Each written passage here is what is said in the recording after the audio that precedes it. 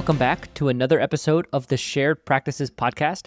And today I am doing a solo episode on Ask George to talk about preparing for the end of the year and transitioning into the new year. And so this is something that I've really added to my annual routine, and I think it's one of the things that's been very impactful for me. So I actually, in December, I take what's called a Think Week. And I like to kind of have this week where I really just think about where things are at, what beliefs of mine have changed, and really gearing up and getting ready for the new year. And so since you're listening to the podcast, I'm going to make an end of the year episode preparing for next year to kind of take you through the process that I would go through, but customizing it for your practice and your life around your practice. And so that's going to be what we're talking about today. And I think that the biggest thing is I really want to convey the importance of being prepared for a new year. And so when you think about it, right, if you're heading into a new year, that's the opportunity to have the calendar turns, and you have the opportunity now to set your sights on what's next for you. There's usually a renewed sense of energy, and you can set those goals.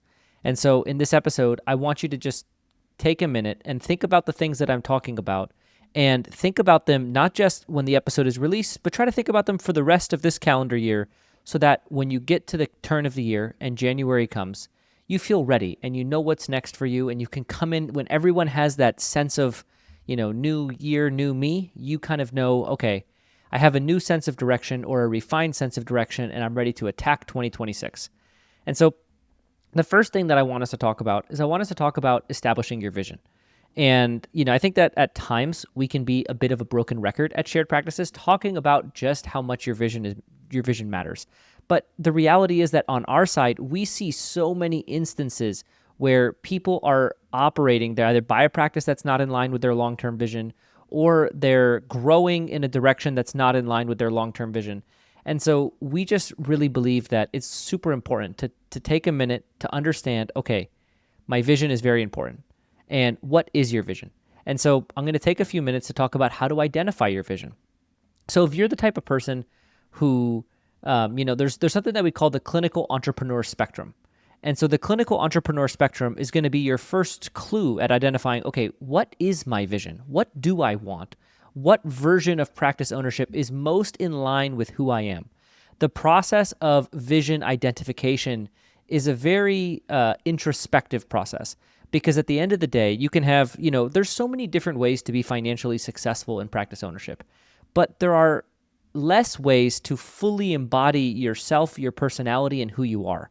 And so when I'm thinking about vision, I'm thinking about, okay, for every prospective practice owner, what is the best version of their practice customized for them, who they are, what they like, and all of those things. So I'm going to kind of go through some of the popular ones that we see. So the popular ones are the productive solo, the smart solo, the profitable group, the pseudo specialist, and the mega group. So I'm going to go through each of those five. And for each of those five, I'm going to talk a little bit about the vision that is. We call it a vision avatar, and what it looks like on the menu. And so your productive solo, that's going to be the person that really wants like the least ownership stress and management stress.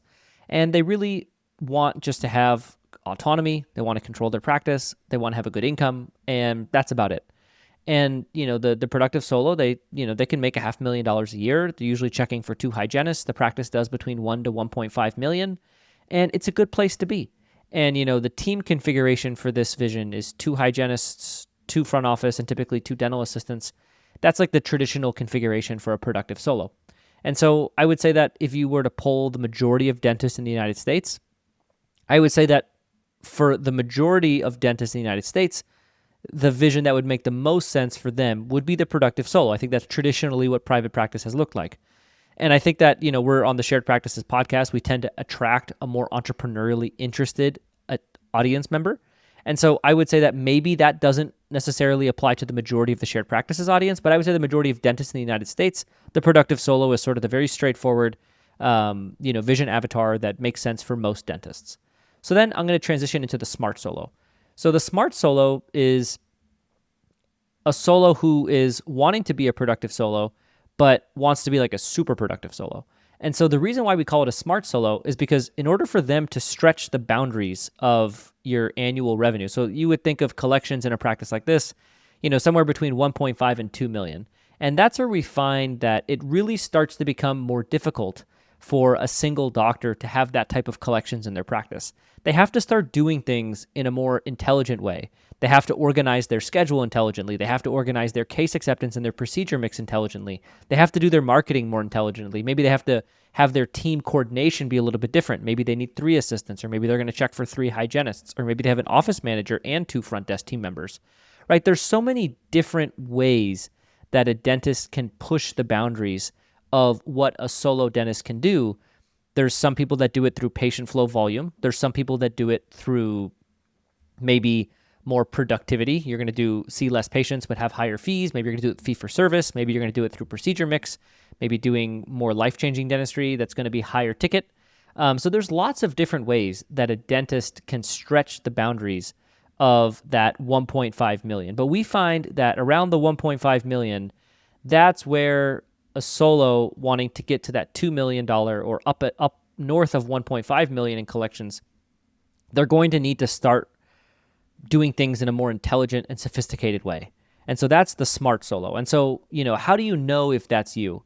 Well, the smart solo often is somebody who wants to be very busy. You walk into the office, you don't want to sit around, right? You're probably not doing $2 million a year as a solo dentist in the whole practice, just sitting around. You're probably some version of roller skates. The other thing that a smart solo often is they don't want the associate. They don't want to deal with the associate and the patients and that dynamic.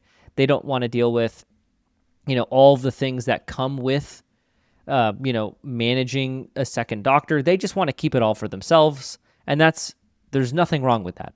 And then the other thing is this is often a person who is very either clinically interested or clinically motivated, right? So if you think about it, if you're going to be a smart solo, you probably either have to have a wide mix of procedures. You do Invisalign, endo, implants, or you're going to say, okay, I'm going to, kind of niche down my practice into a particular type of dentistry. I'm going to maybe be cosmetic focused, or maybe I'll do a lot of implants, so there's got to be some type of clinical pursuit often, or efficiency. So actually I had a period where I was at a smart solo level of productivity, and the way that I did it was just efficiency. I kind of maintained my bread and butter, but I had multiple expanded function dental assistants. I was checking for 3 to 4 hygienists, and it was just patient flow, efficiency, and bread and butter. And so, you don't necessarily need to expand your clinical box, but I had to get very clinically interested in efficiency. So, I prepped all my crowns the same way. I was very methodical about how I went about using my time because, you're starting to stretch the boundaries of what one person can accomplish in a clinical day. So those are sort of the 2 vision avatars that we recommend for a solo dentist. Your productive solo is going to be probably the majority of solos. And then you're going to have that smart solo is that person that really wants to push the boundaries. And I would say the smart solo is often the highest earner. It's a very profitable model where you are not paying an associate. You don't have as large of a team. You have the smaller expenses of a solo practice, but you have a larger collections. And so there's going to be more take home there. So those are sort of those 2 avatars. And so the next one is going to be your group, right? So there's 2 different configurations of the profitable group. There's the regular profitable group where the general dentist is doing primarily general dentistry. And so this is going to be for I would say this is the typical option for an entrepreneurial dentist is you have, maybe you work 3 days a week, you have an associate that works 4 days a week, and, it could be different configurations, but that's common. And it's going to be the person that wants to have a higher net worth through their practice value. They want to have a higher income, but they don't necessarily want to push themselves the way that a smart solo would have to get to that higher income. They want to have more of a passive component to what they're doing. They're usually more interested in entrepreneurship, and, they want to have that associate. They want to have multiple hygienists. They want to have that bigger team. They're going to need an office manager. And so you're going to probably have to empower an office manager. And so that's going to be the profitable group, where that person is going to be really stretching themselves on an entrepreneurial way. And so, if that's where you want to go, then that's the profitable group. And the pseudo specialist is essentially like a smart solo in the profitable group. So this is a very interesting configuration because this is where you can kind of combine your desire to not do a lot of clinical procedures, like not a wide breadth, right? So you would say, I really want to concentrate my dentistry on implants and endo, for example. And so then you might work 2 to 3 days a week doing implants and endo, and then you might have an associate full-time doing the rest of the procedures. And so the pseudo specialist, very similar to the smart solo, is a very high earner because oftentimes the general dentistry and that component of the practice is going to be profitable. So there's going to be a profit margin before they pick up a handpiece or do any clinical dentistry. And then on top of that, they are going to do high dollar procedures. And so what that's going to do is it's going to make it so that your margins are actually significantly higher. You're going to have the ability to have profit, usually not a ton, but you're going to be profitable on the general dentistry. So your staff, your rent, all of your expenses are going to be paid from the associate and the hygienists. And then you yourself are going to do high margin dentistry. And so, there's going to be costs associated with that, right? You're going to have supplies and you're going to have lab bills. But then outside of that, you're taking home the rest. So your income becomes a large percentage of your high dollar procedures. And additionally, you have a small profit margin on the entire practice. And so the pseudo specialist is another high earner position. And it's really great for that person that has a clinical niche that they really like. Now, I would caution somebody to think that, like, for example, let's just say I really wanted to do endo as like my pseudo specialty.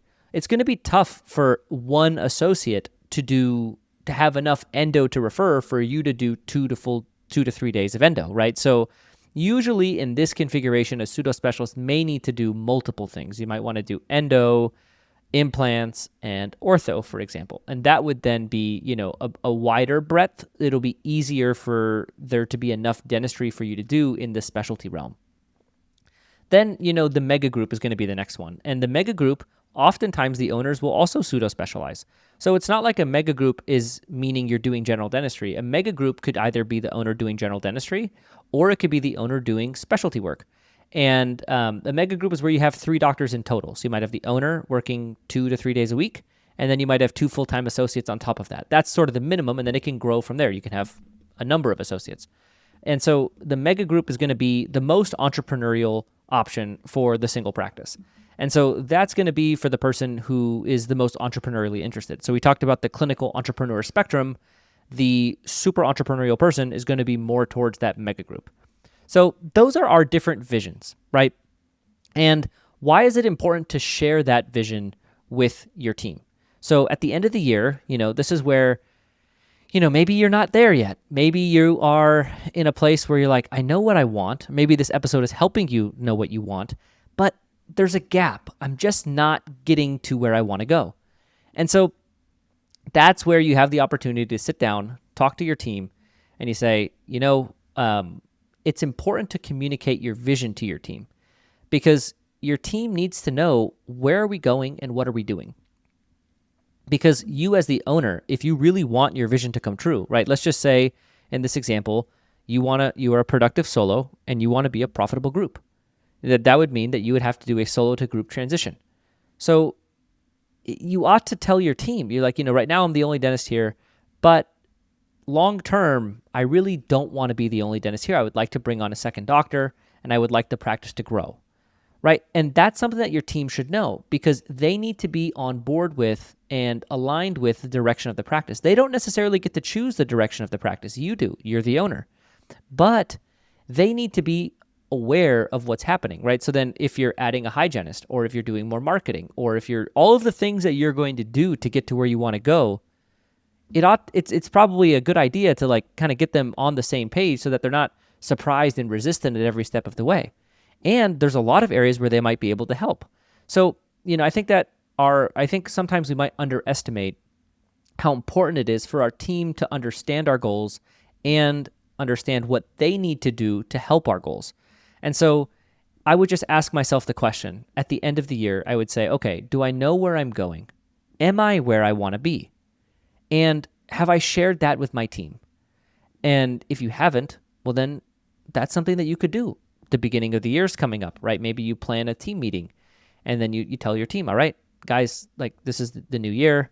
And, I've really been thinking about it. And right now I've been a solo dentist and I really do enjoy treating patients and I enjoy the culture that we have, but I don't like being the only doctor in the office. And I would like to have another doctor with me, somebody that can mentor and grow And I would like to, maybe concentrate my procedure mix on some of the things that I really enjoy that I get to do some, but I don't get to do as much of.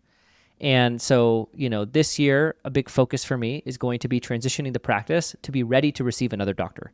And so some things that might happen is we might be trying to get more patients. We might be doing more marketing. We might be expanding our hygiene, right? You can see how, as I'm like kind of pretending to do this conversation as an owner, the team is going to be understanding, okay, like this is what's happening this next year. Like this, our doctor is serious. This is the new year. This is the direction, and we're going to go. And so that's why I think the first thing that I want you to kind of take away from this episode, wrapping up this topic, is at the end of the year, take stock. Where am I now? Where am I going? And what do I need to do to get to where I want to go? And then communicate that with your team and start the year off. And, they're expecting things to change in the new year, right? Everyone has new goals. These can be yours. So take advantage of this opportunity. If you haven't yet established and shared your vision, I'd encourage you to do so. So now what happens? So like, let's just say I want to be a solo to group transition. What am I going to do to accomplish that goal? Well, there's likely something in the way. So for example, I will tell you my personal story. I graduated from dental school and I bought a practice, and it turns out I had a productive solo office. I didn't know that at the time. We didn't have this helpful framework established. And so I actually thought that my practice was a group practice already. It turns out it was not. So let's just assume I was a solo dentist like I should have been, and I was trying to do this. Well, then at that point, I would say that my bottleneck, the thing that was preventing my practice from being a group practice, was patient flow. There was 2 full-time hygienists in my office.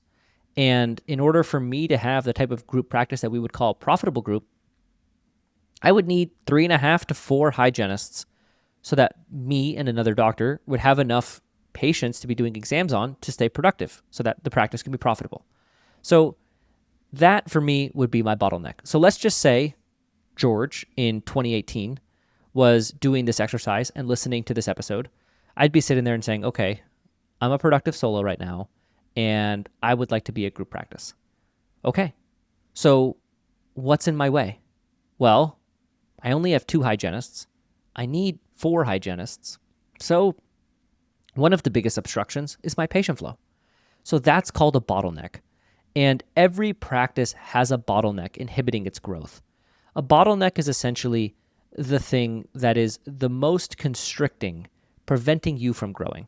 So I'll use an example of a solo to productive solo bottleneck that we heard on a mastermind call somewhat recently.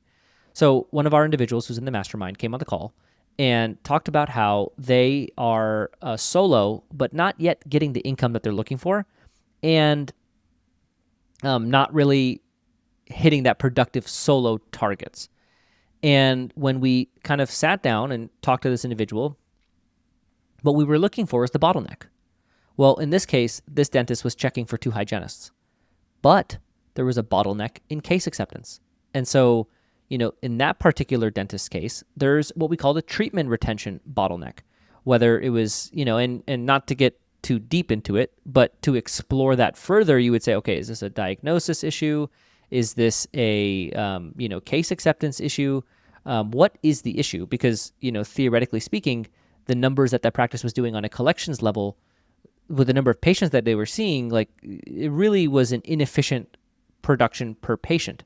And so that's where we identified the bottleneck. The bottleneck in that situation was increasing the production per patient by having a more efficient case acceptance process.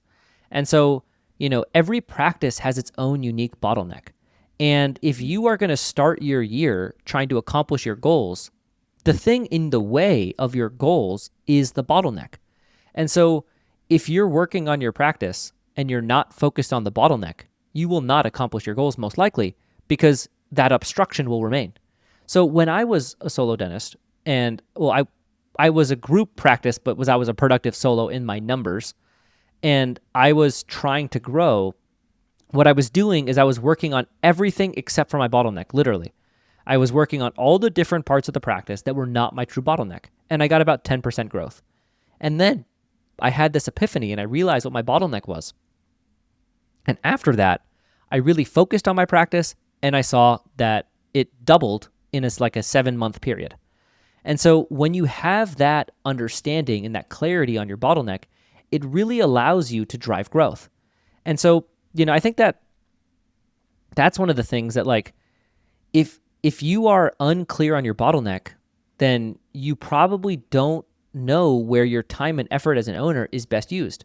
And so that's one of those things that, from my perspective, is going to be really important for you. Because if you really want to hit your goals and your goals require a lot of growth, then that requires you to take your bottleneck and solve them with some type of systems or process so that you can alleviate that bottleneck and your practice can then accomplish the goals that you have.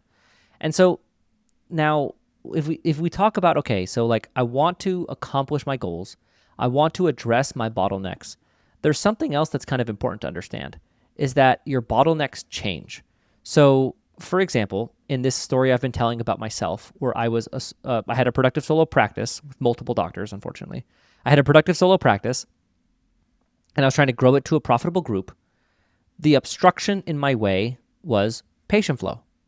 And then at some point, I made my way past that obstruction.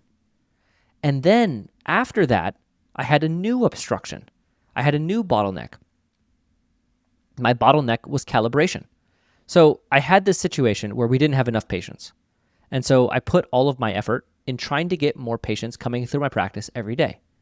And once that occurred, then a new bottleneck surfaced where it's like, okay, now we have the proper number of patients, but what we're not having is consistency in our exams between doctors and between hygienists. Different hygienists, now we had 4 hygienists instead of 2. So different hygienists were diagnosing things in different ways, and different doctors were diagnosing things in different ways as well. And so that was leading to an inconsistent experience for patients, and it was leading to inconsistent treatment process. And so this was like a new bottleneck emerged.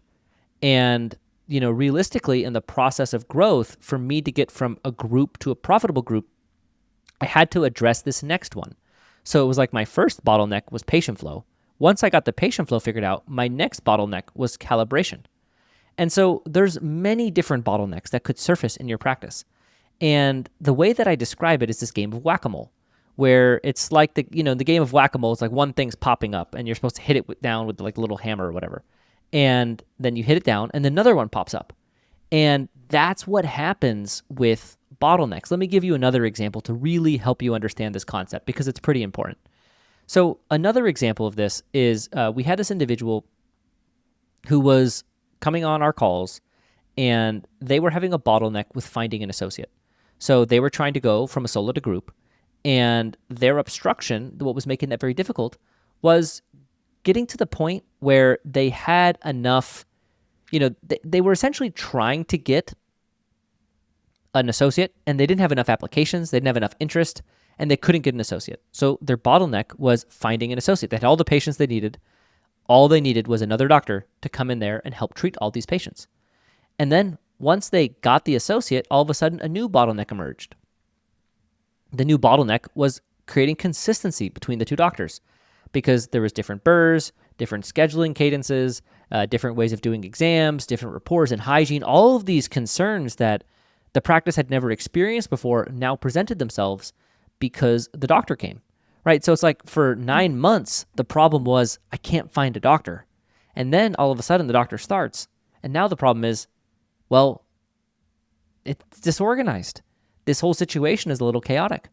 And so I think that it's something that we need to kind of normalize is that if we are truly going to be growing in the way that I think is best and the way that we think is best, I would say that you should have an expectation that you are going to be solving your practice's biggest problems as they come.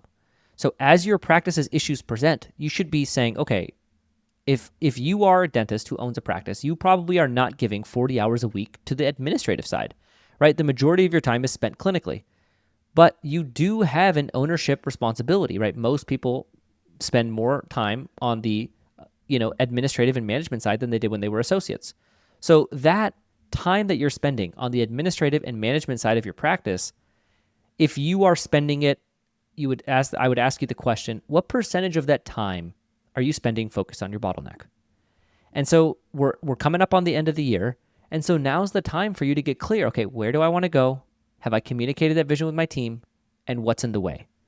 And ask yourself a question. If I'm spending 5 hours a week on my practice, how many hours per week am I spending on my bottleneck? And if you're spending 4 of those 5 hours a week on your bottleneck, you're doing great.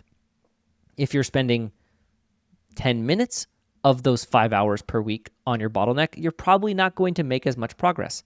And so you need to understand your bottleneck, and then you also need to put in something in place that allows you to work on it. And so we have this other thing that I want us to talk about now, which is called the operating rhythm.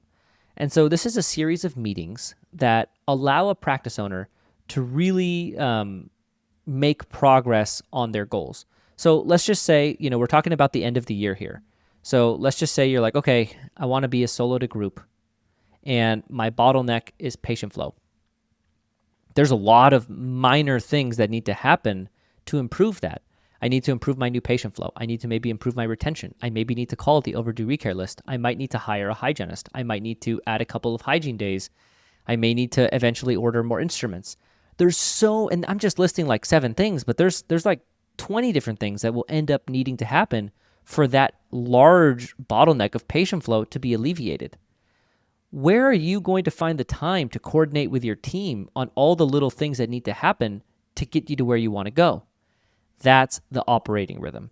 You need to have a rhythm or a cadence of meetings that really allows you to accomplish your goals.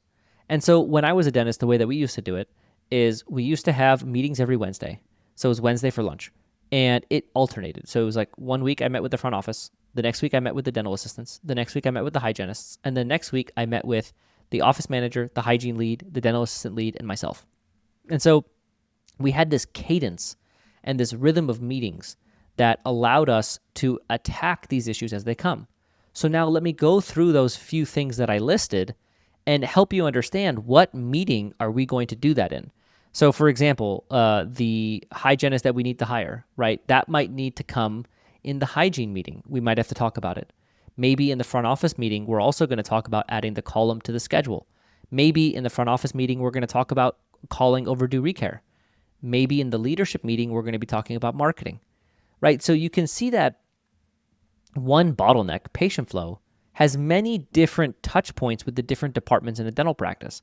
And so having this rhythm of meetings that occur every week sort of forces you to make progress on your goals. And so when we're talking about the end of the year and we're talking about getting into next year, we're talking about questions, right? Do you know your vision? Have you shared that vision with your team? Do you know what's in the way of that vision? Do you know what meetings, do you have any meetings on the schedule to accomplish your goals? Right? These are all things that are going to increase the chances of you making your annual goals come true. And so I would encourage you to, there's this kind of the saying that I really like, which is increase the surface area or increase the chances of success. Increase the chances that you get lucky and get what you want. And having meetings on the schedule that allow you to accomplish your goals, well, it's like increasing the chances that they come true. And so if you were to say that I had to pick between 2 owners, one owner, they both have the same goal. They both want to go solo to group. One owner doesn't know their bottleneck and doesn't have an operating rhythm of meetings. The other owner has their vision established, knows their bottleneck, and does weekly meetings with their team and the departments the way that I discussed. And you were to tell me which one is more likely to accomplish their goals, I would say that the one that has the bottleneck identified and the rhythm of meetings in place is significantly more likely to accomplish their goals because they're giving themselves more chances. They have all of these different meetings as a place to make progress versus the person that doesn't have that operating rhythm in place. They might have a great idea, they might be a great leader, but they don't have the opportunity or the surface area to really accomplish what they need to in the practice to make those dreams come true. And so I think that, kind of getting to the point of wrapping things up, what these operating rhythms and these meetings and sharing your vision with your team really allow you to accomplish is a team-led approach to growth, right? So you are trying to be a leader, but you can't do it all alone. It's exhausting. You only have maybe 5 to 10 hours a week where you're working on your practice. But your team, they have 40 hours a week, 32 hours a week, however many hours a week they work. They have that many hours to help you. And so if you take the number of team members you have and the number of hours you have, and you say, okay, if we go a team-led approach, I have maybe 100 hours a week going towards growth and my objectives, versus if I'm trying to do it all myself, I got 5 to 10. So you think about that and you ask yourself the same question. If I had to bet on 2 dentists, and I'd say, okay, which dentist is more likely to accomplish their goals? I would say that the one that is going a doctor-led approach without using their team versus the one that's using a team-led approach, I would say the one that's using a team-led approach is more likely to accomplish their goals because they're using the team. So there's more surface area. There's more chances. There's more chances for success. So, when you talk about accomplishing your goals and having a successful year, you need to put luck on your side, right? You need to put all of these things rowing in your favor, saying, okay, all of these things are going to happen. And if all of these things happen, then I'm putting myself in the best chance for this to happen and for my dreams to come true and for my vision to become my current situation and my reality. And so, to kind of recap some of the things we've talked about so far as we're transitioning towards the end of the episode, we've talked about establishing and sharing your vision. I went through the different avatars that I think are good vision avatars. We talked about the smart solo. We talked about the productive solo. We talked about the profitable group. We talked about the pseudo specialist. And we talked about the mega group. Those are the different visions on the menu. Do you know which vision you want for next year or for the next 5 years, the next 10 years? Take some time. Think about it. It's the end of the year. This is your time when the calendar hits December. In my mind, I think week starts to come to me. It's like, all right, I'm starting to think. I'm starting to grow. And I'm letting my mindset get ready for the next year. And so take some time as we're wrapping up the year to think about what you want next year and beyond. And then say, okay, do I want to do this alone or do I want to do it with my team? If I want to do it with my team, then I got to let them know. Maybe I got to say, okay, we're doing things differently this year. I want this to happen in the practice. And for this to happen, I want us to all be working together. We're going to be doing meetings. We're going to be doing them in the way that I described. And I really want us to accomplish these goals. And, that's it. And, maybe starting the year with that type of meeting where you let them know, all right, this is what we're doing this year. And then, the other thing is what's in your way? What's your bottleneck? Because, again, if I had to pick 2 owners and I had to pick one owner who has a solo to group transition in their mind, but they don't know their bottleneck, I would say, well, how do I know that they're going to be putting their time where it counts? Versus if you say the other person, they're very clear on the obstruction and they're very focused and they're determined to spend more than 50% of their time administratively on the bottleneck, right? And I would say for a lot of people who maybe want to grow their practice, I'd say marketing, patient flow, like that's probably a big bottleneck. And so, are you spending time on that part of the practice? Because that's what it's going to take for you to take it to the next level potentially. And so that's going to be something else that you're going to have to consider. You're going to say, okay, am I putting my time where it counts? And that's going to be something as well. So if you'd say I had to pick 2 people who's more likely to accomplish their goals, I would say the one who's very clear on the bottleneck and devoting more hours of their administrative and management time towards the bottleneck is more likely than the one who doesn't know their bottleneck, therefore probably is not focusing on it unless it's on accident. So again, surface area, luck, increase the chances of success. So now I think that one of the other things as we're kind of wrapping up is I think that it's really important to understand that growth happens in phases. And, oftentimes you need help. You need help, when growth is coming in phases like this, you might need support at the different levels of the process, right? It's not linear. And I think that that's something that we've learned over the years is oftentimes we're going to have somebody who's been working with us for a while and they're stuck. They're trying, they're pushing, they're trying to grow, and they feel like they're not moving. And then all of a sudden it happens. And I think that when you are in it day in, day out and trying to grow your practice, it can often feel like you're not making progress when you are. And so I think it's important to understand that, when you're growing, growth is not necessarily always linear. And in our particular method of growth, it's very much not linear because we're using the recall pool. So every 6 months, there's like another wave of growth if you're doing it right. And so I think it's important to understand that when you are growing, growth may not always happen linearly. You may be putting a lot of effort in on the front end and not seeing any results, but those efforts that you're putting in will be paying off down the road. So just commit to the process, right? Have a vision, communicate it with your team, know your bottleneck, put your operating rhythm in place, and just keep chugging at it. And eventually you'll get there. And so the other last thing I want to say as we're concluding the year, we're concluding the year of 2025, and shared practices began in 2016. You think about that. Shared practices has been producing episodes on this feed since 2016. I've been here personally since 2017. So, I've been here now for more than 8 years on the podcast, talking to all who come to listen about practice management. And I'll just say that has been these last 8 years where I have been on the podcast talking about practice management have been so fulfilling and enjoyable for me.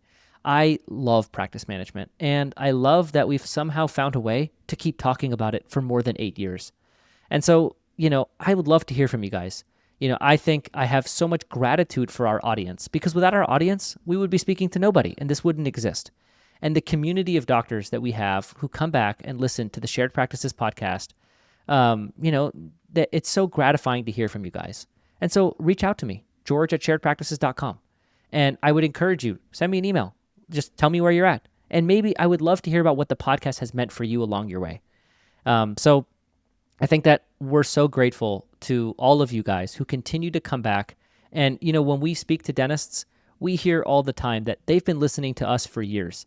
And, I talk to people and they say, man, I've been listening to you since 2016, 2017. And it's like they know more about me than I know about me sometimes. And I think it's so amazing that, we've created the community of dentists that continue to come back and enjoy the content that we push out. And so thank you for listening to the Shared Practices podcast for some of you, maybe 8 or more years. I can't believe it's been that long. And, thank you. And feel free to reach out to me. Tell me about your story. Tell me where you're at. And I'd love to hear from you. So thanks for listening to another episode of the Shared Practices podcast. And we'll be back again for the next episode next week. And we'll be back here for way more than next year.